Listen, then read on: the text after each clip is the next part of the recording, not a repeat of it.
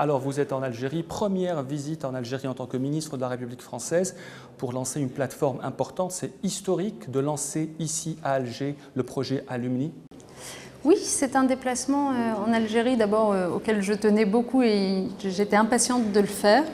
Un déplacement qui a plusieurs vocations. On vient de lancer la plateforme Alumni France-Algérie, c'est-à-dire la possibilité pour tous ces étudiants algériens qui ont fait une partie de leurs études en France, il y a des années ou plus récemment, de pouvoir se retrouver, de pouvoir échanger leurs coordonnées professionnelles, monter des projets ensemble, partager des passions, des centres d'intérêt. Alumni France, c'est une façon pour nous de retrouver en quelque sorte tous les étudiants du monde entier qui sont passés par la France. Et pourquoi avoir attendu aussi longtemps alors qu'il y a des milliers d'Algériens qui ont fait leurs études en France depuis l'indépendance du pays et bien avant? Alors, pourquoi avoir attendu si longtemps pour tous les étudiants du monde qui ont fait leurs études en France? Parce que Alumni France, c'est pour tous les étudiants du monde.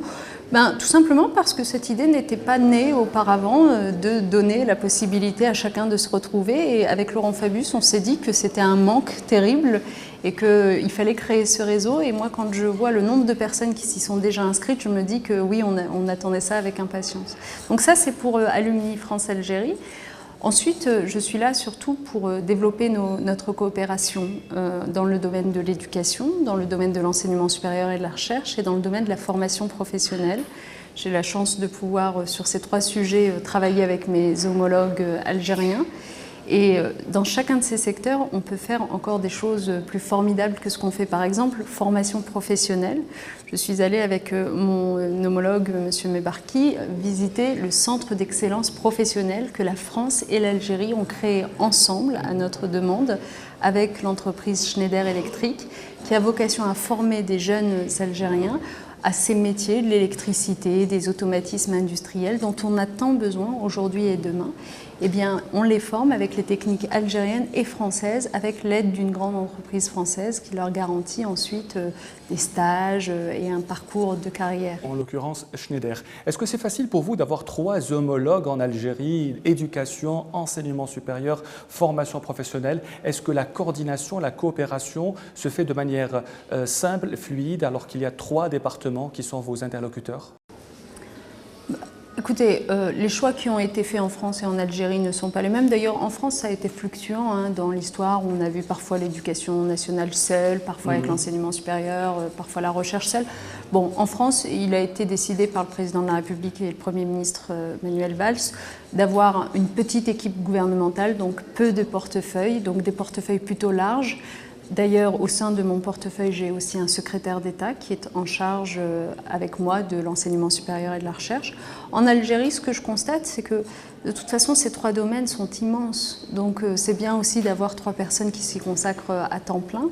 Et pour vous répondre, la coopération est très bonne avec ces trois ministres. Vraiment, Madame Benguebrit, qui est vraiment une femme courage que j'admire beaucoup. J'ai suivi avec beaucoup d'attention les réformes qu'elle a conduites.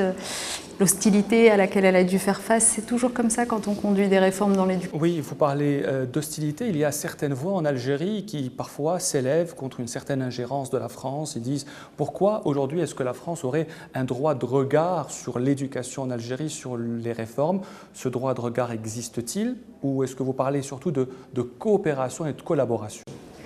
Non, écoutez, c'est pas un droit de regard et encore moins une ingérence. Quand j'ai vu Madame Benguebrit ce matin, je lui ai dit ce que j'avais pensé de ce qu'elle avait dû affronter quand elle a mené ses réformes et elle m'a dit ce qu'elle avait pensé de ce que j'ai dû affronter quand j'ai mené mes réformes. Car moi aussi, en France, quand j'essaye de réformer, je dois me confronter à beaucoup de résistance au changement. Donc c'est plutôt un échange d'amitié réciproque et d'estime réciproque et à égalité que nous voulons instaurer sur tous les sujets. Et quand vous prenez par exemple, tenez, le ministre de l'Enseignement supérieur et de la Recherche avec lequel nous étions il y a un instant, tout à l'heure dans son bureau, notre discussion a tourné autour de la mobilité des étudiants, par exemple, mais en l'envisageant aussi bien comme l'accueil des étudiants algériens en France que l'accueil des étudiants français en Algérie, parce que tout est toujours comme ça, à égalité, dans l'équilibre. Nous voulons renforcer notre coopération. Il n'y a pas beaucoup d'étudiants français qui étudient en Algérie, plutôt le contraire, Madame la Ministre. Oui, mais justement, avec le ministre, nous nous sommes dit qu'il fallait qu'on incite davantage d'étudiants français à venir en Algérie, parce que c'est aussi ça le rayonnement. Mais il y a plus d'études spéciales en France qu'en Algérie. Ça veut dire que les Français viendront en Algérie pour étudier quelles matières, quels modules qui ne sont pas déjà enseignés en France. Mais vous savez, quand un étudiant décide d'aller étudier à l'étranger, c'est pas simplement à la recherche d'une spécialité qui ne serait pas présente dans son pays, c'est aussi pour faire cette expérience extraordinaire dont on parle beaucoup avec les alumni justement, du changement d'environnement, de rivage, de la découverte d'une autre culture. C'est franchement faire... Et on voit bien en Europe le succès d'Erasmus, par exemple, faire l'expérience d'une année, voire de plusieurs à l'étranger, c'est sur un plan personnel, c'est terriblement enrichissant. À ce propos, 5000 étudiants algériens rejoignent chaque année les établissements en France, 22 000 actuellement. Certains se plaignent des prix d'inscription qui ont augmenté, notamment dans 9 grandes écoles françaises, des prix qui ont augmenté aussi pour les Européens, mais on dit que les non-Européens, donc notamment les Maghrébins, ont une augmentation qui dépasse les 350%. Est-ce que ce n'est pas une manière un peu de décourager les étudiants algériens et maghrébins de poursuivre leurs études en France si on augmente régulièrement les prix d'inscription? Non, alors que les choses soient vraiment très claires sur ce sujet. Oui. L'enseignement supérieur public, c'est-à-dire ce dont j'ai la responsabilité, bien évidemment, applique d'abord les mêmes tarifs pour tous les étudiants, qu'ils soient français ou étrangers. Nous avons toujours refusé de céder à la pression qui voudrait qu'on fasse payer un peu plus les étrangers pour récupérer des recettes, etc. C'est un débat qui existe en France et j'ai toujours refusé d'y céder. Et deuxièmement, cette année, particulièrement, j'ai pris une mesure qui est quand même très forte, qui a consisté à ne pas augmenter, à geler les frais d'inscription dans tout l'enseignement supérieur public. C'est-à-dire qu'il n'y a pas eu d'augmentation des frais d'inscription. Donc ce que vous décrivez... des grandes écoles qui ne dépendent pas de voilà. votre département. Donc ce que vous décrivez doit concerner l'enseignement supérieur privé. Et ça, le privé, c'est comme chez vous en Algérie. Ce n'est pas l'État qui gère les frais d'inscription. Qui pourrait quand même pousser certains étudiants algériens non, à abandonner. C'est la spécificité du privé. C'est comme, par exemple, si vous prenez l'école privée, même sans parler des études supérieures, en France, et vous avez des écoles privées à côté des écoles publiques, les écoles privées fixent leur tarification. Et donc, c'est la liberté du privé. Donc, ce que je peux dire à ces étudiants qui se retrouvent confrontés à cette situation, c'est que notre enseignement supérieur public, qui est constitué à la fois des universités et des grandes écoles, est très divers, très riche, et que mieux vaut se tourner vers celui-là si on ne veut pas avoir de mauvaises... Donc, c'est une manière de les attirer vers l'enseignement public. Eh bien, c'est une manière de leur dire qu'ils sont les bienvenus. Mais vraiment, et j'insiste sur ces mots parce que j'y crois, parce que je pense que c'est une chance pour la France d'avoir 22 000 étudiants algériens présents sur son territoire, parce que je ne doute pas que ça fera autant d'ambassadeurs aussi de la France, d'une certaine façon, qui seront capables de raconter avec émotion leurs années d'études, et que par ailleurs, c'est aussi de très bons éléments. On le voit hein, quand on regarde le profil de ces étudiants algériens qui ont étudié en France, ils ont des carrières entrepreneuriales, culturelles, économiques, professionnelles qui sont souvent assez extraordinaires. Ce sont des modèles, donc je ne peux que les inciter à faire confiance à la France. Alors en quoi est-ce que ces étudiants algériens, 5 000, 22 000 en tout, peuvent bénéficier de tous ces accords qui ont été conclus et que vous avez annoncés tout à l'heure entre l'Algérie et la France? En quoi sont-ils concernés? Écoutez, d'abord nous avons, avec le ministère de l'Enseignement supérieur algérien, un programme commun qui s'appelle PROFAS. Sans rentrer dans le détail des sigles, ce que ça signifie, c'est que nous soutenons la mobilité étudiante, par exemple des étudiants algériens, en leur offrant des bourses. Donc l'idée, c'est de développer tout simplement ces bourses, et pas simplement pour les étudiants qui sont en début d'études supérieures, mais aussi pour ceux qui sont au niveau master, doctorat, et donc finalisent leur thèse. C'est très important pour nous.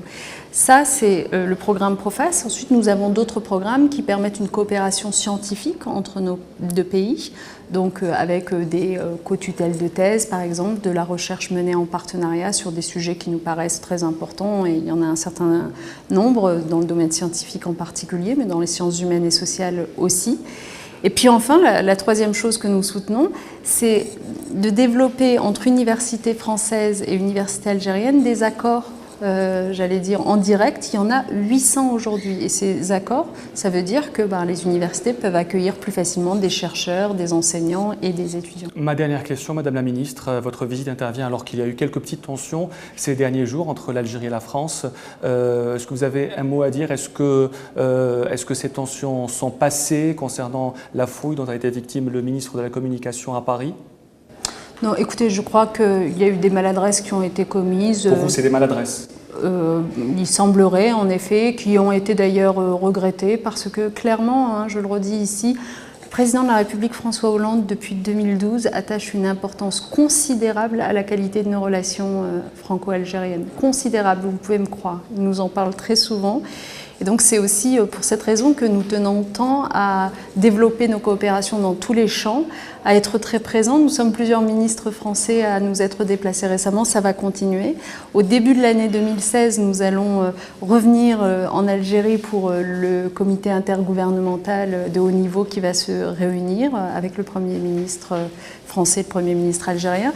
Donc vraiment, n'ayez aucun doute sur le fait que nous souhaitons renforcer notre amitié, notre coopération économique, politique, culturelle.